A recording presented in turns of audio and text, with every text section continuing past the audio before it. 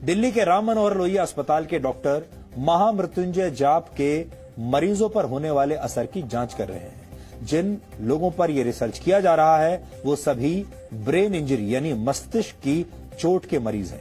ये स्टडी 40 लोगों पर इस समय की जा रही है।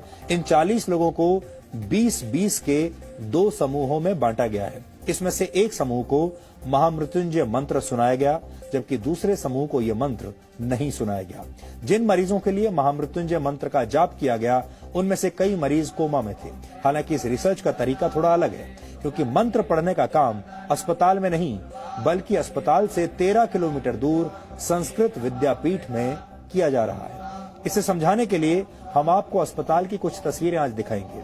ये उन मरीजों की तस्वीरें हैं जिन पर राम मनोहर लोहिया अस्पताल में रिसर्च की जा रही है। सही तरीके से मंत्रों का पाठ करने के लिए इस अस्पताल के डॉक्टरों ने दिल्ली के संस्कृत विद्यापीठ से संपर्क किया। इसके बाद वहां के पंडितों ने मरीजों को उनके परिवार वालों की मौजूदगी में महामृत्युंजय मंत्र का संकल्प करवाया। डॉक्टरों और मंत्रोच्चार करने वाले आचार्यों का कहना है कि मंत्रों की शक्ति से 20 में से 18 मरीजों को बचा लिया गया, जबकि जिन मरीजों के लिए मंत्रों का पाठ नहीं हुआ, उन मरीजों में कोई सुधार नहीं देखा गया। महामृत्युंजय मंत्र का अर्थ है मृत्यु को जीतने वाला महान मंत्र। ऐसा माना जाता है कि इस मंत्र का जाप करने से अकाल मृत्यु का डर समाप्त हो जाता है। इस मंत्र की रचना ऋषि मार्कंडेय ने की थी। इस मंत्र का मतलब है कि हम भगवान शिव की पूजा करते हैं, जिनके 3 नेत्र हैं, जो हर श्वास में जीवन शक्ति का संचार करते हैं और पूरे जगत का पालन पोषण करते हैं।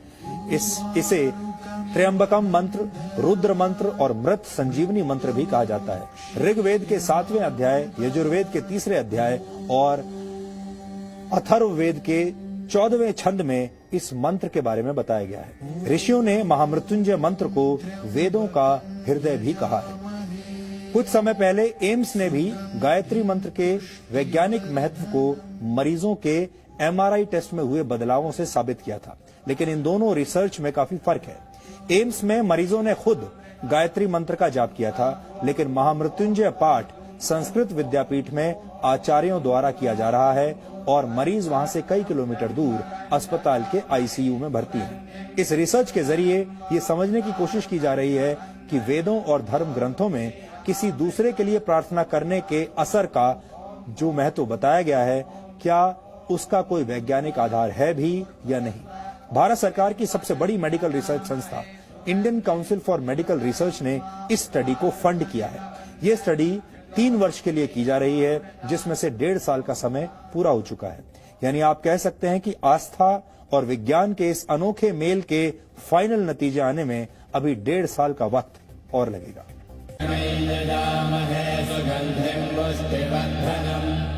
स्वर विज्ञान के हिसाब से माना जाता है कि महामृत्युंजय मंत्र के अक्षरों का स्वर के साथ उच्चारण किया जाए तो शरीर में वाइब्रेशन होता है। ये वाइब्रेशन दिमाग की नसों को सक्रिय करने में मदद करता है। हालांकि यहाँ ध्यान देने वाली बात यह है कि इस प्रयोग में मरीज खुद मंत्र नहीं पढ़ रहा है, बल्कि उसके लिए पंडित एक तरह से अनुष्ठान कर रहे हैं। यानी इस रिसर्च का आधार पूरी तरह से आस्था के विज्ञान पर टिका है। दुनिया भर में ये अपनी तरह की पहली रिसर्च कही जा सकती है। इसीलिए इस रिसर्च के तरीकों को लेकर जितने सवाल हैं, उतना ही इंतजार रिसर्च के फाइनल नतीजों का किया जा रहा है। मेडिकल साइंस की भाषा का एक बड़ा प्रचलित शब्द है जिसे कहते हैं प्लेसिबो इफेक्ट। यानी अगर आप ये मान लें कि कोई दवा आपकी किसी बीमारी को ठीक कर सकती है, तो कई बार वो दवा सच में आपके काम आ जाती है और वो काम कर जाती है, जबकि असल में आपको दवा नहीं, सिर्फ मीठी गोलियां खिलाई जा रही होती है। ये सब होता है उस इलाज के प्रति आपकी आस्था और विश्वास के जरिए। इस आस्था से आप में ऐसे शारीरिक और मानसिक बदलाव होते हैं कि आप अपने आप ठीक हो जाते हैं। इसे ही प्लेसिबो इफेक्ट कहा जाता है। विज्ञान जिसे प्लेसिबो कहता है, उसे आप आस्था या विश्वास कह सकते हैं। कई बार आपने देखा होगा जब बहुत सारे लोग ऐसे होते हैं जिन्हें ये लगता है कि वो बहुत बीमार हैं, उनके अंदर बहुत बड़ी कोई बड़ी बीमारी आ गई है, वो डॉक्टर के पास जाते हैं। डॉक्टर जानते हैं कि उन्हें कोई ऐसी बीमारी नहीं है और डॉक्टर उन्हें या तो कोई विटामिन की गोली दे देते हैं या कोई मीठी गोली खाने के लिए दे देते हैं, ये कहकर कि इससे आप ठीक हो जाएंगे, और मरीज को गोली खाने के बाद सच में ऐसा लगने लगता है कि वो ठीक हो गया है। आपने अक्सर ये भी देखा होगा कि डॉक्टर बीमार मरीज के घर वालों को ये सलाह देते हैं कि आप प्रार्थना कीजिए, मरीज के अच्छे स्वास्थ्य के लिए दुआएं कीजिए। दुआओं में असर होता है, ये आपका विश्वास हो सकता है, लेकिन अगर इस शोध के नतीजे सकारात्मक हुए तो हम ये भी कह सकेंगे कि दुआओं में सिर्फ असर ही नहीं, विज्ञान भी होता है।